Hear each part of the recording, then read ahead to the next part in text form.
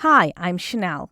Two charities on the Isle of Man have teamed up to offer activities for children with autism and learning disabilities over the summer holiday.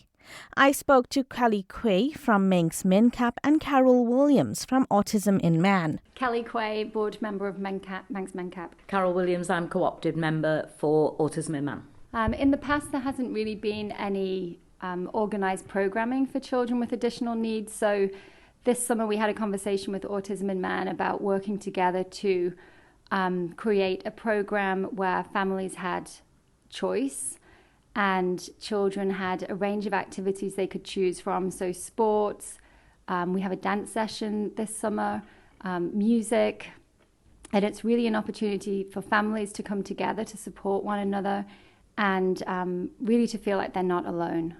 Yes, I think the important part of this is that children aren't dropped off. It's not a school. None of that. None of these sessions are that. They are for families to be families, but with other like families, for other people who have children that have additional needs. How will this help parents? I think it's going to help parents by being an opportunity for them to meet in a setting where they feel comfortable. They know that their children are safe, and it's an opportunity to support one another. There also will be staff there, so there will be people to talk to and maybe ask advice. But parents are really good at giving other parents advice. So that's really useful. My child does this. Oh, I did this when my child did that. It's all of that. So it is being together. How's the reaction been since announcing on social media the activities that you had planned? We released the programme on Monday, and when I checked last night, most of the sessions that require sign-up were full. I think it indicates that there is a huge demand, an unmet demand for activities for children with additional needs, and that's not to say that there's not still plenty of opportunities for families to come together, because many of the sessions are drop-in, so they don't require a sign-up. How much of a demand is there for things for kids to do on the island? So for children with additional needs, there's certainly a huge unmet need across the board. I would probably say in every type of extracurricular activity. There are very few offerings term time or during school holidays. So this is a pilot scheme, a first attempt at putting something together that we hope we can build on year after year. From one school break to the next. And we're really hoping that other organisations see the potential of being involved in supporting our community and our family members. There are some really great opportunities here and opportunities to work together, and we're really encouraging organisations to reach out if they see that they have a programme that they could offer. We do have an inclusive dance session happening for the first time, and that's something that we're looking at expanding and building upon for children and adults with learning disabilities going forward. From a behavioural point of view, it is a bigger challenge for somebody who has additional needs to go to a mainstream club of any sort. So it might be overwhelming because it's noisy, or it's, there's a smell or what have you. And that may then cause behaviours that other people don't understand. So being together, that's useful because the people who are there will understand. So that's why this is amazing programme. Is there a shortage of options for kids with disabilities on the island? There is a huge shortage of opportunities, but this programme is going to give children an opportunity to try new things.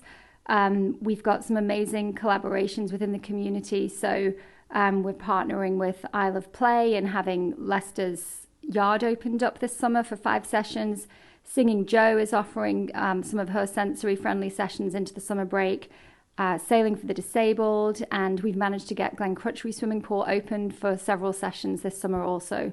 So we're really trying to look at what we have within our communities and hoping to expand outside of Douglas as well, so that we do have things in the northwest and southern regions for those families too. When you think that in schools we have special units, so children in schools are with children that have additional needs all the time, it's really good that some clubs will take children with additional needs.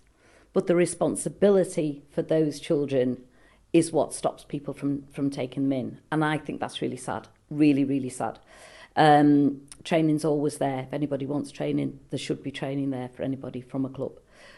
But what happens is, when, certainly from an autism point of view, when anybody with autism goes to a mainstream club, they use a lot of social energy just to be in that room. Whereas when they're with people like themselves, they don't have to wear that mask quite so much. So it's more enjoyable in a way to be in these sort of clubs. So if I can ask, this is the first time that something like this has been put together. I'm not asking, from you guys, but why has it taken so long for something like this to be put together? Certainly from a staffing point of view, teachers go on holiday. People who work in schools go on holiday. So that bit in the middle, unless you've got somebody who works throughout the summer, then there's nobody to staff them. So that has been difficult in the past, always been difficult in the past. But I just think that certainly the working with somebody else, so it's not just somebody from Autism In Mann, it's not just Manx Mencap, working together has what's built this, and they will build from this. Mm-hmm. Yeah, I think it's a huge amount of work to undertake for just one organisation. We're both small charities, and essentially we're trying to replicate the same thing, which makes no sense. I know over Easter break there was an overlap of activities, and families were forced to choose one activity over the other. So we decided if we got together, we can really create something where parents have a choice morning and afternoon almost every day of the 6.5-week break. So it's taken this long because it's a huge amount of work. Even now, managing the sign-ups for all of these activities on the back end is going to, it's going to happen throughout the summer. But we think it's worth it. And so we're just hoping that we can build on it year after year. I understand some of these activities are free. So how is that going to help families? A lot of families during the holidays, they have to look out or they have to dig deeper in their pockets. So how is this going to help them with this whole cost of living crisis? I think almost all of the activities are free. Either Autism In Mann or Manx Mencap have funded them. There are just a few that are fee-based, the MSR sessions and Bike for Life, but otherwise it's essentially a free offer for families. So we are trying to reduce and eliminate as many barriers as possible so that families can access this program. If I can ask, is this a way that the charities are trying to give kids with disabilities that holiday as well? It's really hard to go away on holiday with children with additional needs, just to get them through an airport or on the boat or what have you.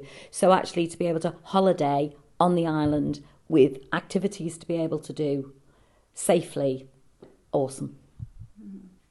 Yeah, I think, like Carol said, trying to get off the island is a challenge for many, many reasons. But we've got some really great resources on the island, really great organisations and charities offering different types of programs, and there's no reason why our kids shouldn't be accessing them. So this just requires a little extra thought and planning. But the intent is that families can come together and feel like somebody is looking out for them and cares about them and, wants them to have a great summer as well. Because it is a challenging time of year. Many of our kids depend on structure and routine, and when that falls away, families really struggle. So at least these are opportunities where families can be together. And if it's a hard time for them, then it's a hard time for them together and they're not doing it alone.